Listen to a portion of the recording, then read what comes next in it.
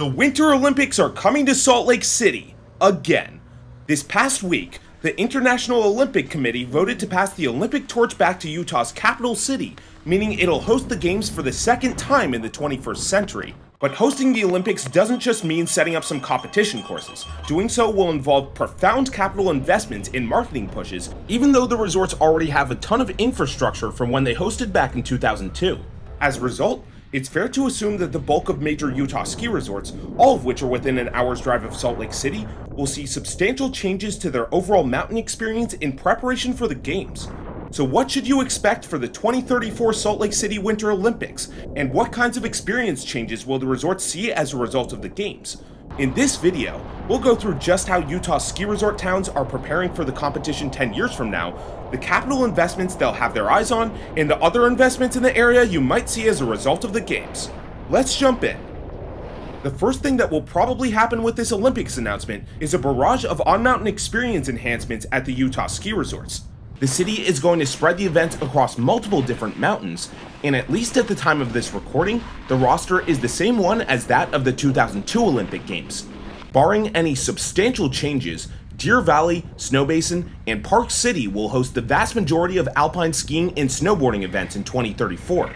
As with 2002, Deer Valley will host the slalom, aerial, and mogul skiing events. Snowbasin will host the men's and women's downhill and Super G skiing competitions, while Park City will host the giant slalom and halfpipe snowboarding events. All three of these resorts still have the infrastructure to support these events again in 2034, and we expect significant capital upgrades in the direct vicinity of where these events are taking place in preparation for the games. A few specific places are clear candidates for resort upgrades. At Deer Valley, it's easy to envision the Carpenter Express, which serves all three of the trails that hosted competitions at the resort's 2002 Olympic Games, seeing an upgrade to either a six-pack or gondola. This lift will be nearly 40 years old by the time of the games, so it may just need a life cycle replacement anyway. If you're an observant industry follower, you might note that Deer Valley is expected to install a different gondola out of its snowpark base as part of its Mayflower expansion.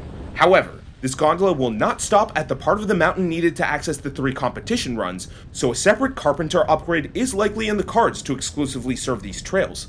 At Snowbasin, the Strawberry Gondola, Needles Gondola, John Paul Express, and Allen Peak Tram will all be over 35 years old by the time of the games. The latter two directly serve the Olympic competition runs, so those lifts are clear candidates for capacity upgrades of some sort. If Snowbasin indeed does host some events in 2034, we wouldn't be surprised to see John Paul upgraded to at least a six-pack and the 15-passenger Allen Peak Tram replaced with a more traditional 40 to 60-passenger model, provided there's enough room at the top terminal. Finally, the 2034 Olympics may break the stalemate that Park City Mountain Resort has had with the town of Park City over additional lift investments to increase its out-of-base capacity.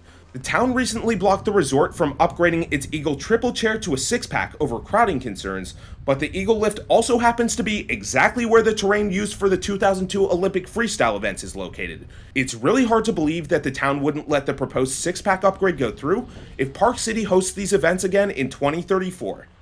We wouldn't be surprised to see these resorts get on-mountain facility upgrades as well.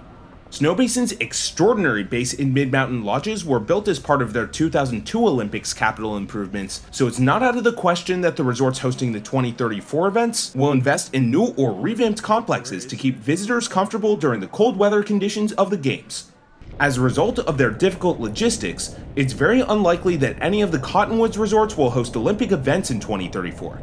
However, even if they don't host any events, we might see some significant resort enhancements anyway thanks to the resorts taking advantage of the increased global visibility.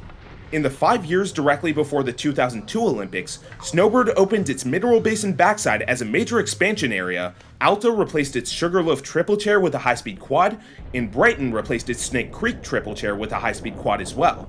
While 3 out of the 4 of these resorts are now owned by capitally liberal ski resort mega corporations such as Alterra, Boyne, and Powder that already haven't been shying away from investments in recent years, don't be surprised if we see some big ones occur in the years directly preceding the games. For the best sense of what these investments might be, it might be worth looking at the resort's master development plans. These plans are way too detailed to fully cover in this video, but a few examples of projects to expect include a 2-stage out-of-base gondola at Solitude, expanded base facilities at Alta, and an extended lift line and capacity increase for Snowbird's Backside Mineral Basin Express lift. Maybe Brighton will take the Olympics as an opportunity to increase the size of its new but tiny Snake Creek Mid-Mountain Lodge.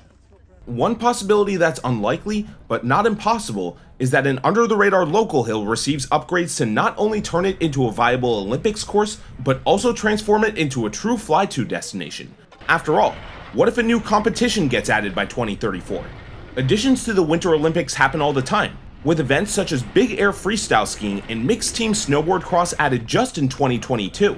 It may be easy to forget, but this type of destination-grade transformation is actually what happened with Snowbasin for the 2002 Olympic Games, with the resort seeing 40% of the terrain that exists today, both of its gondolas, its Allen Peak tram, and its first high-speed chairlift all installed specifically to complement the games. In the remote chance that Salt Lake City and other stakeholders decide to invest in a smaller mountain, such as Sundance or Nordic Valley, we could see these mountains propelled onto the destination stage as well. But while there's certainly a lot of attention on the resorts themselves, one of the most interesting parts of the 2034 Games is that there's a plan to bring the ski slopes directly to downtown Salt Lake City. Remember that new big air competition we just mentioned? Well, it turns out that the venue for this will be a massive skiing and snowboarding ramp just blocks from the center of the city. This marks the first time a ski slope will ever be constructed in downtown Salt Lake City, and its development signals that even if new skiing and snowboarding events emerge over the next decade, the city is not locked into holding them at the ski resorts themselves. While most of the investments we just covered are on the flashier side, we also expect the general Salt Lake City area, including the surrounding ski resorts, to see some more practical upgrades as well. One key area that will likely see a lot of focus on is snowmaking. As winters in Utah and everywhere else have continued to become less and less reliable, and there being no sign of that trend ending anytime soon, the resorts will need to make sure there's enough of a snow base to not just host the Olympic Games themselves, but also provide reliable recreational slopes for the tourists visiting from out of town. Expect extensive snowmaking upgrades at every resort that's hosting an event, with expanded capabilities in places that don't currently have snowmaking, and the installation of more efficient snow guns in areas that have been using the same machines for decades now. Speaking of efficiency, the International Olympic Committee has been focused on the environmental sustainability of its games for years now.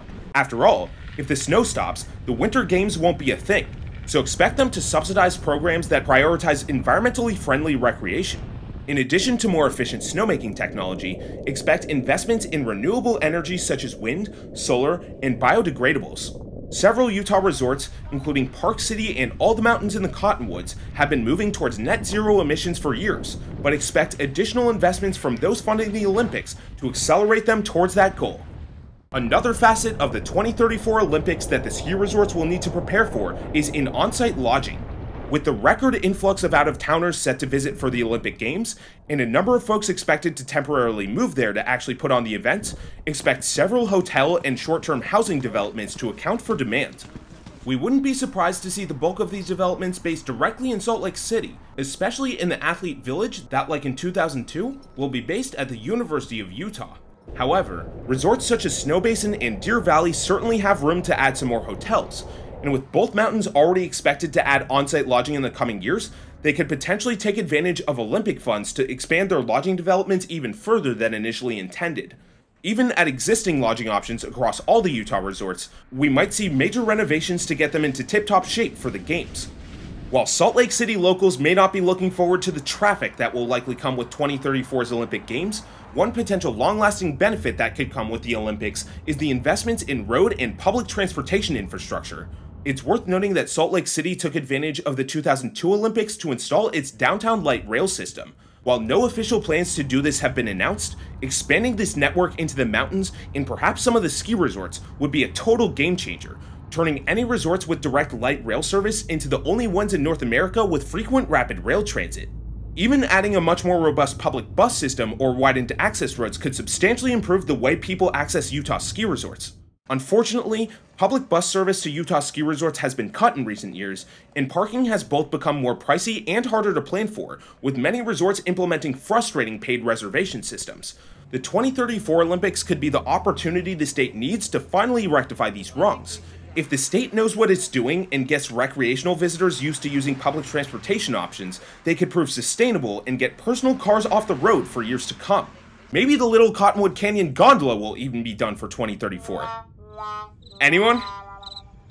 So the announcement of the 2034 Winter Olympics means exciting times ahead for Salt Lake City and the nearby ski resorts over the next decade. But we do have to note that the investments for these games probably won't be as extensive as they were for the 2002 Olympics. First off, a lot of infrastructure for these games already exists.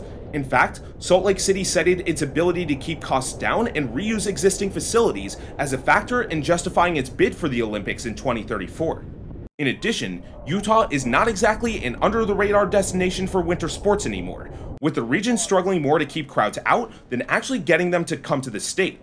One could argue the resorts don't need the marketing to the same extent they used to, especially those on the Epic and Icon passes. Speaking of Epic and Icon, we're really interested to see how these products handle the explosive demand for skiing and riding in Utah the year the Olympics happen, provided these passes still even exist at all at that point. Finally, it's worth noting that Salt Lake City's selection for the 2034 Olympics may be emblematic of a world in which it hosts the games again in the near future. With fewer destinations willing to shell out the capital to make the games practically happen, and climate change making certain locations essentially unfeasible as hosts, the Winter Olympics may move to a circuit of rotating hosts rather than a truly new city every 4 years. The International Olympic Committee recently noted that Salt Lake City was the only city that bid to be a host of either the 2030 or 2034 Olympics that actually seems ready to host the competition. Does this mean that Salt Lake City will become a perennial Olympics town and will eventually see the Winter Olympics take place in Salt Lake City every 4 years? Only time will tell. So while much is still to be decided before the games take place 10 years from now, one thing is clear. Salt Lake City's selection for the 2034 Olympics was not just a stroke of luck. The area has the natural snow conditions, basic infrastructure, and political will to not just make it a viable contender, but maybe the only one around, and the surrounding ski resorts will see substantial attention because of this.